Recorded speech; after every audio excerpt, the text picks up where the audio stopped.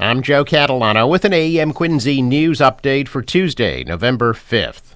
Well, polls will be open from 7 a.m. to 8 p.m. today as voters in Quincy and throughout the Bay State cast ballots in the presidential election. Turnout in Quincy is expected to be between 72 and 78%. That means that between 48 and 52,000 of the city's 67,000 plus registered voters are expected to cast ballots. The turnout in Quincy was almost 72% 4 years ago and 70% in 2016. Quincy will be using the same polling places that were used in this year's primary elections in March. More than 18,500 residents had already cast ballots as of yesterday, including over 6,200 residents who cast ballots during the in-person early voting, and over 12,000 voters whose mail-in ballots had been returned and accepted. The city clerk's office mailed out a total of 15,950 ballots for the election. Voters who have not yet returned their mail-in ballots can do so using the drop box outside City Hall. The deadline is tonight at 8 p.m. Ballots returned by domestic mail will be counted if they're received by Friday at 5 p.m. and postmarked by today. All of the ballots cast during the in-person early voting and mail-in ballots that were received by the end of the day yesterday will be centrally tabulated at City Hall starting this morning. Then those numbers are included in the unofficial results released by the city clerk's office tonight. The ballots received today, tomorrow, Thursday, and Friday will be tabulated on November 12th. The ballot for today's election is 2 pages long with text on both sides of each page. Election Day is here, and while much of the focus is on the race for president, voters in Massachusetts also have 5 ballot questions to answer. The questions appearing on this year's ballot will play a major role in shaping education, drug policy, the restaurant industry, the rideshare industry, and the regulation of the Massachusetts state legislature.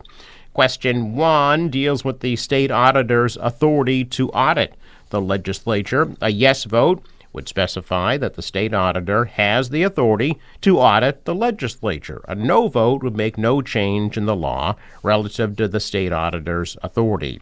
Question 2 deals with the elimination of MCAS as a high school graduation requirement.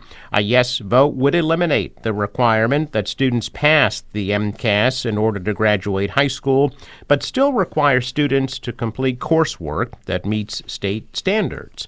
And a no vote would make no change in the law relative to the requirement that a student pass the MCAS in order to graduate high school. Question 3 dealing with unionization. For transportation network workers, a yes vote would provide those network drivers the option to form unions to collectively bargain with transportation network companies regarding wages, benefits, and terms and conditions of work. And a no vote would make no change in the law.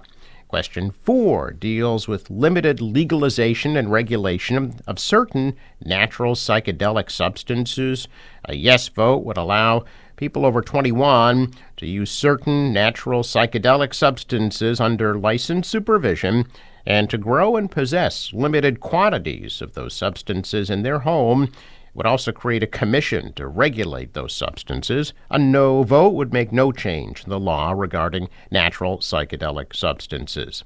And question 5 deals with the minimum wage for tipped workers. A yes vote would increase the minimum hourly wage an employer must pay a tipped worker to the full state minimum wage of $15 an hour, implemented over 5 years, at which point employers could pool all tips and distribute them to all non-management workers. And a no vote would make no change in the law governing tip pooling or the minimum wage for tipped workers. Other news today, Governor Healy and Massachusetts Fire Service leaders are asking residents to refrain from any outdoor activity that could cause or contribute to brush and wildfires as the containment of the fires continues. As of Sunday night, 87 brush and wildfires had been reported in the preceding 7 days, burning about 483 acres. That tally includes 4 new fires reported The past 24 hours, Army aviation helicopters from the Massachusetts Army National Guard have repeatedly conducted water drop operations. The Department of Conservation and Recreation's Bureau of Forest Fire Control and Forestry is assisting local fire departments with monitoring all active incidents. DCR fire towers are on full alert, and a temporary ban has been implemented on all open flame and charcoal fires at Massachusetts state parks. Citing the ongoing danger to firefighters and residents, the Fire Chief Association of Massachusetts has recommended that all local fire chiefs deny any fire-related permit requests and collaborate with local officials to prohibit any recreational fire activity. Locally, brush fires in the Blue Hills in Milton and in Canton have burned a total of 37 acres. And just last night, Quincy police responded to Quarry Hills twice on reports of youngsters setting outside fires. Remember that open burning is prohibited statewide through January and in many communities, including Quincy, year-round. It is a new month, but the same old weather story. The warm, dry conditions are expected to continue for at least the first half of November. Brush fire concerns remain top priority, and today and tomorrow forecast to be very warm and windy, likely to see some renewed red flag warnings posted around southern New England. An outdoor burning is a terrible idea right now and should be avoided at all costs. Both Boston and Worcester continue to be at or near their record for driest meteorological fall. Other than a few sprinkles, this week's expected to be just about a bone-dry one. Next chance of any significant rain is early next week. We expect drought conditions to worsen again. The drought monitor will be updated Thursday, and the percentage of both moderate and severe drought areas in Massachusetts could climb significantly. For the third straight week, we'll see a big jump in temperatures for a few days. The warmest days will be today and tomorrow.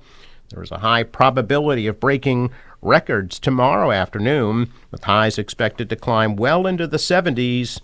Combine that with some very gusty winds. Over the next few days, you have a recipe for dangerous and rapidly spreading brush fires. A check of business news this morning, and stocks retreated. The Dow is down 257 points. The Nasdaq lost 59, and the S&P dropped 16. World stocks are mixed. The dollar rose, the euro was up, oil at $71 a barrel.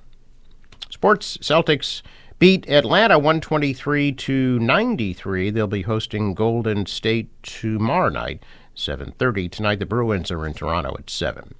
Today's forecast from the National Weather Service, mainly sunny at a high of 72 degrees. For tonight, partly cloudy, low 55. Tomorrow, partly sunny and a high 76. Partly sunny, 67. On Thursday, Friday, mainly sunny, high 61. The marine forecast calling for 1-foot waves, southwest winds, 10 gusting to 20 knots, and a high tide 1:26 p.m. Sunrise 6:22, sets at 4:31. Traffic note: Fore River Bridge scheduled to open today at 9 a.m. and Wednesday at 6 a.m. I'm Joe Catalano with an AM Quincy news update for Tuesday, November 5th.